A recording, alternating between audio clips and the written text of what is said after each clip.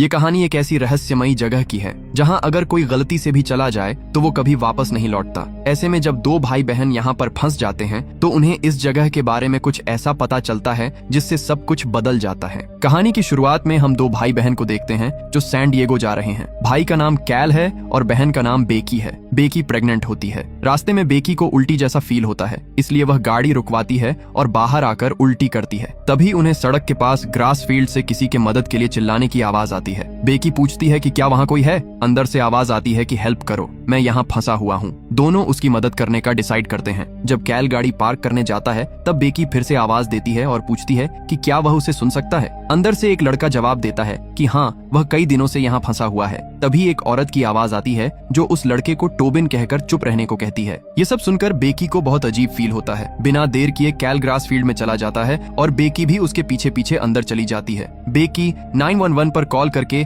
Help मांगने की कोशिश करती है, लेकिन अचानक सिग्नल कट हो जाता है। इसके बाद दोनों अलग अलग डायरेक्शन में चलकर रास्ता ढूंढने लगते हैं। कैल जोर जोर से बेकी को आवाज देता है। बेकी बताती है कि उसने 911 ट्राई किया था लेकिन सिग्नल नहीं मिला, इसलिए वह चाहती है कि कैल कॉल करे। कैल कहता है कि उसके पास कुछ भी नहीं है, ना फोन और ना ही चश्मा, सब कुछ कार में ही रह गया है। ग्रास फील्ड में मौजूद सभी लोग एक दूसरे की आवाज सुन पा रहे होते हैं। दोनों को कुछ अजीब सा फील होता है, इसीलिए बेकी कहती है कि कैल को वापस कार की तरफ चलना चाहिए क्योंकि वे लोग इस फील्ड में भटक चुके हैं। दोनों आवाज के सहारे एक दूसरे तक पहुंचने की ट्राई करते हैं। बेकी बोलती रहती है लेकिन कैल को लगता है कि उसकी आवाज एक जगह से नहीं आ रही बल्कि इधर उधर घूम रही है। बेकी भी वही फील करती है और कैल से कहती है कि वह एक जगह रुके और इधर उधर ना चले। फाइनली दोनों यह तय करते हैं कि वे एक साथ कूदेंगे ताकि पता चल सके कि वे कहाँ खड़े हैं। जब वे पहली बार कूदते हैं तो वे एक दूसरे से बहुत ज्यादा दूर नहीं होते, बस थोड़ा चलने पर पास आ सकते थे। लेकिन जब दूसरी बार कूदते हैं तो अचानक दोनों एक दूसरे से बहुत दूर हो जाते हैं। कैल बहुत ज्यादा घबरा जाता है और उसका ध्यान भटकने लगता है।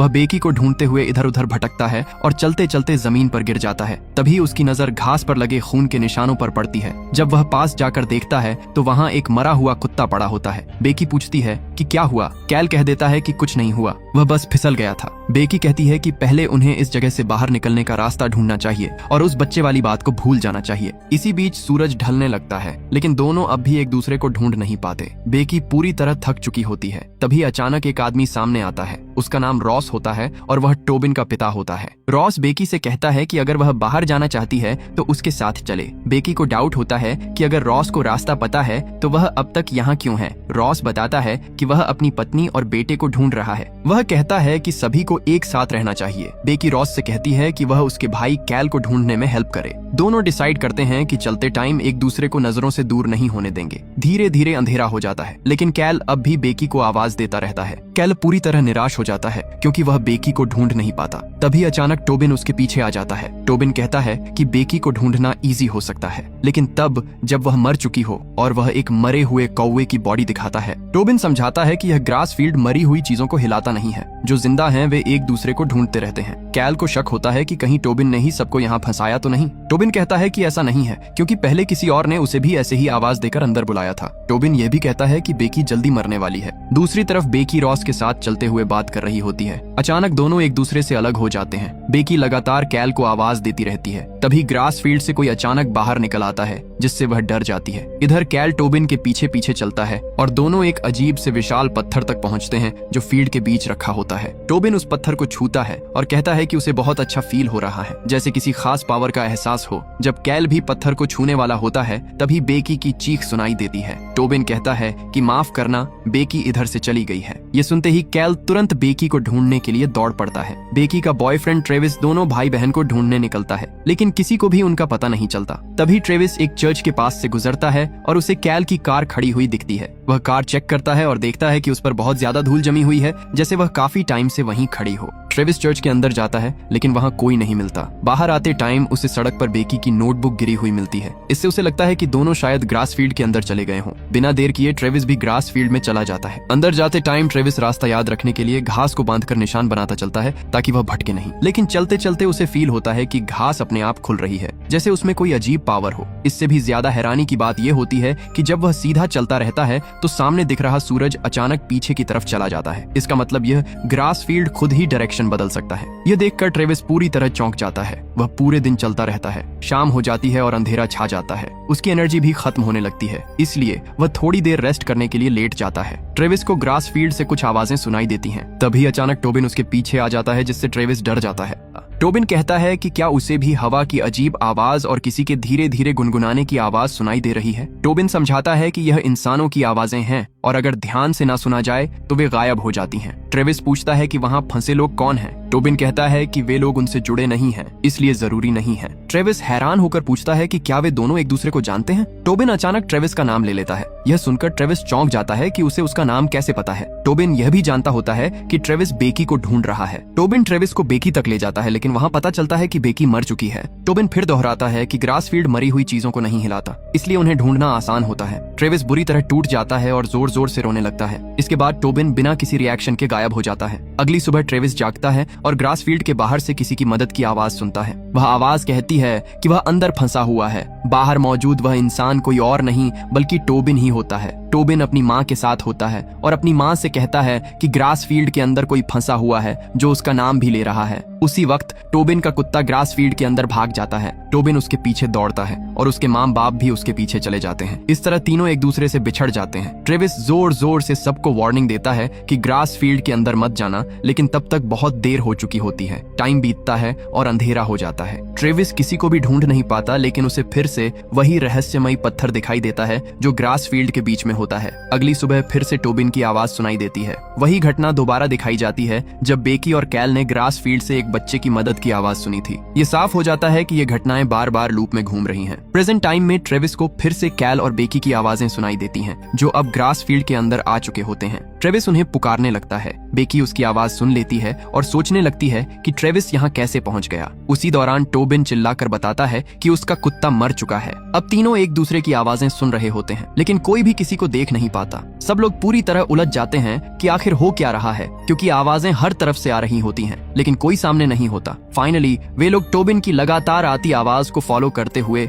एक दूसरे तक पहुंच ही जाते हैं। बेकी ट्रेविस से पूछती है कि वह यहाँ कैसे पहुंचा। ट्रेविस बताता है कि जब दोनों घर वापस नहीं लौटे तो वह बेकी को ढूंढते हुए यहाँ आ गया। कैल कहता है कि वे लोग तो बस 2 दिन पहले ही निकले थे, लेकिन ट्रेविस कहता है कि उसे तो 2 महीने जैसा लगा। कैल सोचता है कि ट्रेविस बस बहक रहा है। अब सभी समझ जाते हैं कि पहले उन्हें किसी भी तरह इस जगह से बाहर निकलना होगा। ट्रेविस टोबिन को अपने कंधों पर बैठा लेता है ताकि वह ऊपर से रास्ता देख सके। चारों तरफ सिर्फ ग्रास फील्ड ही दिखता है, लेकिन तभी दूर उसे किसी बिल्डिंग जैसी चीज नजर आती है। वे लोग उसी डायरेक्शन में बढ़ते हैं जैसा टोबिन बताता है। अचानक बेकी के फोन पर कॉल आता है। दूसरी तरफ से आवाज कहती है कि कैल को ट्रेविस को नुकसान नहीं पहुंचाने देना, और फिर कॉल कट हो जाता है। इसके बाद वे आगे चलते रहते हैं। चलते चलते अचानक घास बेकी के शरीर में लिपटने लगती है और वह बेहोश हो जाती है। उसी टाइम रॉस वहां पहुंच जाता है और टाइम रहते बेकी को बचा लेता है। रॉस बताता है कि वह बाहर तक निकल गया था, लेकिन अब भी अपनी पत्नी और बेटे को नहीं ढूंढ पाया, इसलिए वापस अंदर आ गया। वह कहता है कि यहाँ से बाहर जाने का रास्ता सीधा नहीं है जैसा वे लोग सोच रहे थे। इसके बाद टोबिन को रियलाइज होता है कि जिस बिल्डिंग को वे लोग देख रहे थे, जिस बिल्डिंग की तरफ वे लोग बढ़ रहे होते हैं, वह अचानक बिना किसी वजह के गायब हो जाती है। एंड में सभी डिसाइड करते हैं कि अब रॉस ही उन्हें रास्ता दिखाएगा जैसा वह कह रहा था। वे चलते रहते हैं और फिर से अंधेरा हो जाता है। कुछ देर बाद वे दोबारा ग्रास फील्ड के बीच मौजूद उसी अजीब पत्थर तक पहुंच जाते हैं। रॉस कहता है कि जिसने भी इस पत्थर को छुआ उसे बाहर निकलने का रास्ता मिल जाएगा। कैल सबसे पहले उसे छूने वाला होता है, लेकिन तभी अचानक टोबिन की माँ वहां आ जाती है। वह बहुत डरी हुई लगती है और सबको वार्निंग देती है कि उसके और उसके बच्चे के पास कोई ना आए। वह कहती है कि रॉस जो भी बोल रहा है सब झूठ है। उसी वक्त बेकी के दिमाग में अचानक कुछ डरावनी तस्वीरें आती हैं, जिनमें रॉस कुछ भयानक करता हुआ दिखाई देता है। ये देखकर तीनों तय करते हैं कि रॉस पर ट्रस्ट करना सही नहीं है और उन्हें अपने दम पर ही रास्ता ढूंढना चाहिए। इस बीच रॉस का बिहेवियर पूरी तरह बदल चुका होता है, जैसे कोई और उसे कंट्रोल कर रहा हो। वह जबरदस्ती चाहता है कि सब लोग पत्थर को छुएं और कहता है कि तभी सब कुछ समझ आएगा। ट्रेविस अब उसकी बातें और सहन नहीं कर पाता और रॉस पर हमला कर देता है, लेकिन ट्रेविस उससे लड़ नहीं पाता। उसी दौरान रॉस की पत्नी भागने की ट्राई करती है, लेकिन रॉस उसे पकड़ लेता है और बेरहमी से मार देता है। सब लोग पूरी तरह सदमे में आ जाते हैं। ट्रेविस जल्दी से सबको वहां से भागने के लिए कहता है और वे लोग किसी तरह जान बचाकर भाग निकलते हैं। भागते टाइम अचानक टोबिन का कुत्ता फड़ी सामने आ जाता है। किसी को समझ नहीं आता कि किस तरफ जाना है, इसीलिए सब फड़ी के पीछे पीछे दौड़ते हैं। फड़ी उन्हें एक बोलिंग एली तक ले आता है और सभी लोग अंदर छिप जाते हैं। अब सब लोग उलझन में होते हैं कि आगे क्या करें। कैल गुस्से में ट्रेविस को ब्लेम देने लगता है कि उसी की वजह से वे सब इस मुसीबत में फंसे हैं। इसी बात पर दोनों के बीच बहस बढ़ जाती है और हाथापाई तक पहुंच जाती है। उसी दौरान रॉस भी वहां तक पहुंच जाता है, जिससे सब लोग डरकर बोलिंग एली की छत पर भाग जाते हैं। छत पर ट्रेविस बताता है कि जब वह कार से आ रहा था तब उसने यह बिल्डिंग सड़क से देखी। बेकी भी कहती है कि जिस चर्च के पास उन्होंने कार खड़ी की थी वह भी दूसरी तरफ बहुत पास ही है। सबको एहसास होता है कि अगर वे दोबारा ग्रास फील्ड में उतरे तो सब कुछ फिर से शुरू हो जाएगा। तभी ट्रेविस नीचे फड़ी को देखता है। फड़ी एक छोटे से ग्रास पैच में घुसता है और अचानक गायब हो जाता है। अगले ही पल वह चर्च वाली सड़क पर दिखाई देता है। ट्रेविस को लगता है कि शायद ग्रास फील्ड में कोई रास्ता या छेद है जिससे बाहर निकला जा सकता है। ट्रेविस का पैर फिसल जाता है और वह नीचे गिरने ही वाला होता है, लेकिन कैल उसे टाइम पर पकड़ लेता है। तभी अचानक कैल के कान में कोई अजीब फुसफुसाहट सुनाई देती है। कैल हाथ छोड़ देता है और ट्रेविस नीचे गिर जाता है। ये सब टोबिन देख लेता है। उसी वक्त रॉस भी ऊपर पहुंच जाता है, इसलिए सभी नीचे की तरफ भागने लगते हैं। टोबिन बिना रुके आगे दौड़ता है। बेकी को समझ नहीं आता कि ट्रेविस कहां चला गया और उसे शक होता है कि कहीं कैल ने उसके साथ कुछ तो नहीं किया। इसी उलझन में सब लोग अलग अलग डायरेक्शंस में बिखर जाते हैं। कैल का सामना रॉस से हो जाता है। रॉस कहता है कि वह जानता है कैल क्या सोच रहा है। अगर वह राइट की जगह लेफ्ट मुड़ता तो शायद बच जाता, लेकिन उसने बार बार रास्ता बदला और फिर भी उसी जगह लौट आया। रॉस कहता है कि इस ग्रास फील्ड में हर बार फैसला लिया जाता है और हर फैसला उसे उसी के पास वापस ले आता है। उसी पल कैल को जमीन पर पड़ा अपना ही शरीर दिखाई देता है। रॉस तुरंत कैल को मार देता है। ऐसा लगता है कि सब कुछ एक ही लूप में बार बार घूम रहा है और इसकी शुरुआत कैल के रास्ता ना बदलने से हुई थी। दूसरी तरफ ट्रेविस जिंदा रहता है। वह ग्रास फील्ड में बेकी को ढूंढता है। दोनों पूरी ताकत से एक दूसरे को आवाज देते रहते हैं। तभी रॉस बेकी के सामने आ जाता है और उसके इरादे ठीक नहीं होते। बेकी पास पड़ी एक सिजर्स उठाती है और पूरी ताकत से उसे मार देती है। उसी वक्त बारिश शुरू हो जाती है और बेकी वहां से भाग निकलती है। रास्ते में उसे ग्रास फील्ड की डरावनी हेल्यूसिनेशंस दिखने लगती हैं और वह फिर से उस रहस्यमयी पत्थर तक पहुंच जाती है। इसके बाद बेकी अपना फोन उठाती है और बेकी के ही दूसरे नंबर पर कॉल करती है। वह कहती है कि कैल को ट्रेविस को नुकसान नहीं पहुंचाने देना और उसे रॉस के साथ अकेला मत छोड़ना, वरना सब कुछ बार बार रिपीट होगा। इतना कहकर वह जोर से चिल्लाती है। तभी जमीन धंस जाती है और नीचे इंसानी लाशों से भरा एक डरावना सीन दिखाई देता है, जहां हर तरफ चीख पुकार मची होती है। इसके बाद बेकी बेहोश हो जाती है। जब बेकी की आंख खुलती है तो पता चलता है कि वह अपने बच्चे को जन्म दे चुकी है। उसी टाइम कैल वहां आकर उसकी मदद करता है। इस सीन में कैल उसे कुछ खिलाता है। थोड़ी देर बाद बेकी को एहसास होता है कि वह उसका ही बच्चा है। जो उसे खिला रहा होता है वह कोई और नहीं बल्कि कैल ही होता है। इससे पहले बेकी को कैल की कुछ झलकियां दिखाई देती हैं। इसी दौरान ट्रेविस भी वहां तक पहुंच जाता है। बेकी जमीन पर बेहोश पड़ी होती है। तभी टोबिन सामने आता है और बताता है कि उसने सबको मार दिया है, यहाँ तक कि कैल को भी। वह कहता है कि यह कभी खत्म नहीं होगा और सबको बार बार मारा जाएगा। तभी रॉस अचानक आकर ट्रेविस पर हमला कर देता है और वह भी बेहोश हो जाता है।